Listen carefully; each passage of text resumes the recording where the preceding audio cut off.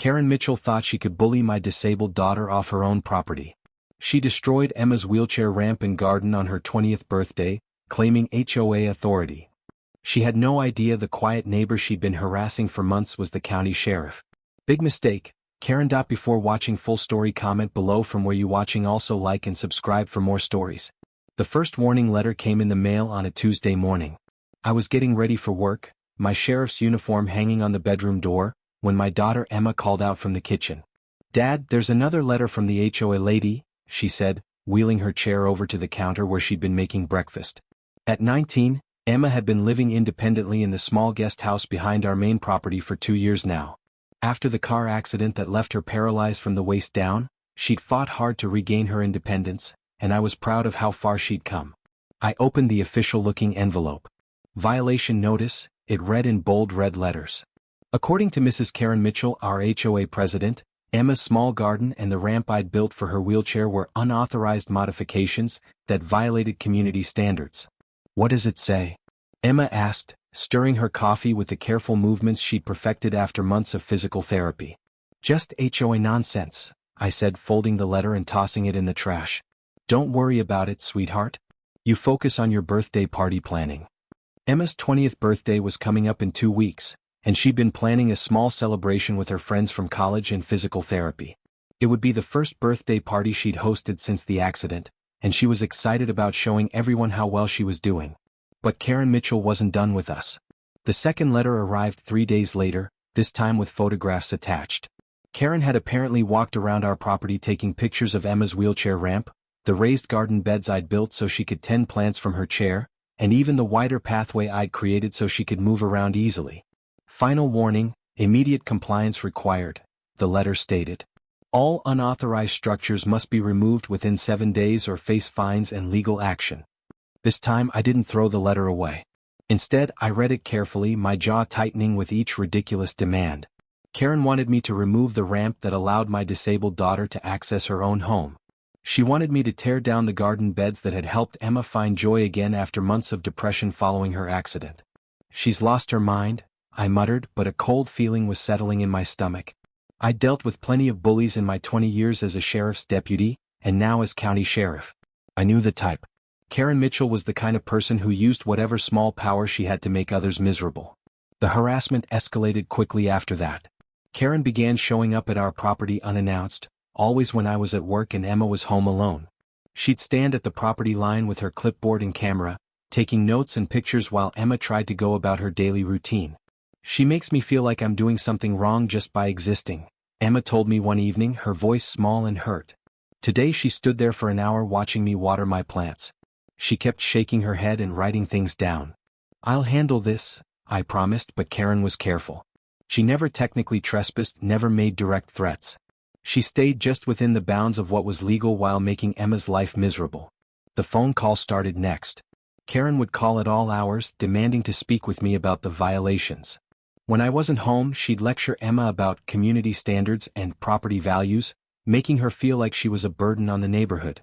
"Maybe I should just move back into the main house," Emma said one night, tears in her eyes.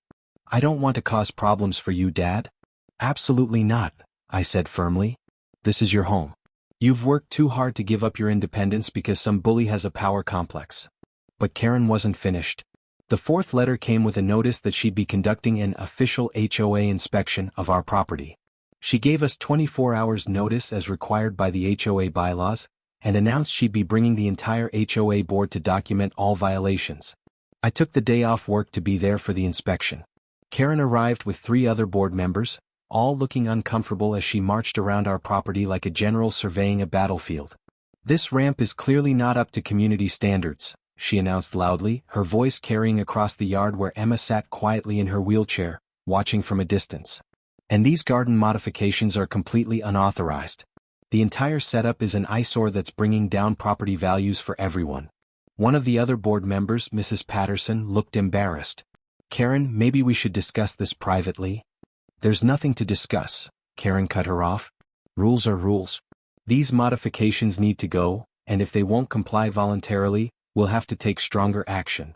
She turned to look directly at Emma, her voice loud enough for my daughter to hear every word. Some people think they can ignore community standards just because they have special circumstances. But fair is fair.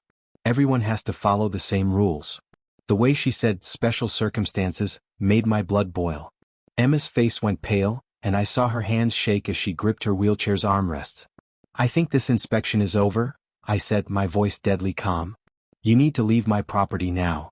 Karen smiled coldly. We'll be back with enforcement authority. This won't be ignored. That night, Emma barely touched her dinner. She sat staring out the window at her garden, the one thing that had brought her joy during the darkest months after her accident. What if she's right? Emma whispered. What if I am ruining things for everyone? Maybe I shouldn't have moved out here. Maybe I'm just fooling myself thinking I can live independently. Don't you dare let her make you doubt yourself, I said, kneeling beside her chair. You've overcome more in 2 years than most people face in a lifetime. This woman is a bully, nothing more. But I could see the damage was already being done. Emma was withdrawing, second-guessing herself, losing the confidence she'd fought so hard to build. The final escalation came 2 weeks later, on Emma's birthday. I'd left early that morning for a court hearing in the county seat, planning to be back by noon for Emma's party. Her friends were coming at 2 o'clock, and she'd spent days preparing, excited to show everyone her little home and garden. At 10:30 a.m. my phone rang. It was Emma and she was crying. Dad, you need to come home, she sobbed. She's here with some men and they're taking everything apart. They won't listen to me. They won't stop. I felt ice-cold rage flood through my veins. I'm on my way. Call 911 right now. I tried, but she said she has legal authority from the HOA. Dad, they're destroying my garden. They're taking apart my ramp. I can't even get into my house. I broke every speed limit getting home, my sheriff's radio crackling with updates as I coordinated with dispatch. When I arrived, I found Emma sitting in her wheelchair on the sidewalk, tears streaming down her face, watching as 2 hired workers dismantled the ramp that allowed her to access her own home. Karen Mitchell stood nearby with a clipboard, directing the workers like she was conducting an orchestra of destruction. What the hell do you think you're doing? I shouted, jumping out of my patrol car. Karen turned around with a smug smile.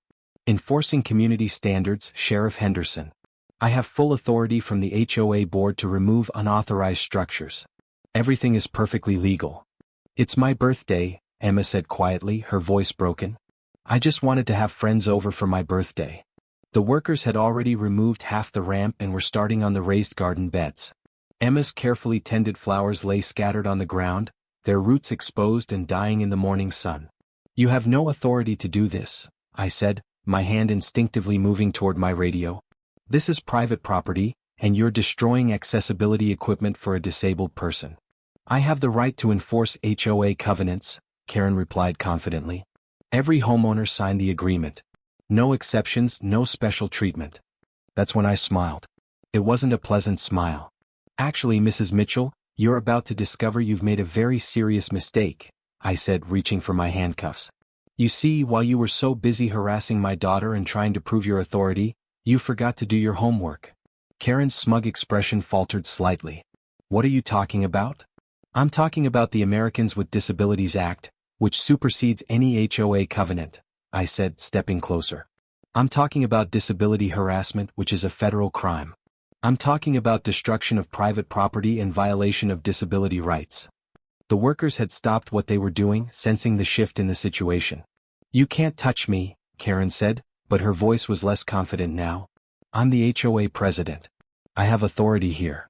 No, Mrs. Mitchell. I have authority here, I said, pulling out my badge even though I was in uniform. I'm the county sheriff, and you've just committed multiple felonies in front of witnesses, on my property, against my disabled daughter, on her birthday. Karen's face went white. You're the sheriff? That's right. The sheriff you never bothered to look up when you moved into this neighborhood. The sheriff whose daughter you've been harassing for months. The sheriff who's about to arrest you for disability harassment, destruction of property, and violation of federal ADA laws. I turned to the workers. Stop what you're doing right now. This is a crime scene. One of them, looking nervous, set down his tools. Ma'am, we were just hired to do a job. We don't want any trouble. You're not in trouble, I assured them. But I need you to document everything you've removed so we can have it restored. Karen was backing away now, her clipboard clutched to her chest like a shield. This isn't over. I'll fight this. I have rights too. You had rights, I corrected her, pulling out my handcuffs. Right up until you decided to violate federal disability laws. Karen Mitchell, you're under arrest for disability harassment, destruction of property, and violation of the Americans with Disabilities Act. As I read her rights, Karen's face cycled through disbelief, anger, and finally fear as the reality of her situation sank in. The other HOA board members who had arrived with her stood frozen, clearly wanting to distance themselves from the situation. This is ridiculous, Karen shouted as I placed her in the back of my patrol car. I was just enforcing community standards. Everyone has to follow the same rules. Not when those rules violate federal law, I said calmly. And especially not when they target disabled people. I called for backup to process the scene and for a supervisor to handle the arrest since it involved my personal property. Within an hour, 3 more sheriff's vehicles had arrived, along with a representative from the county's Disability Services office who documented the destruction of Emma's accessibility equipment.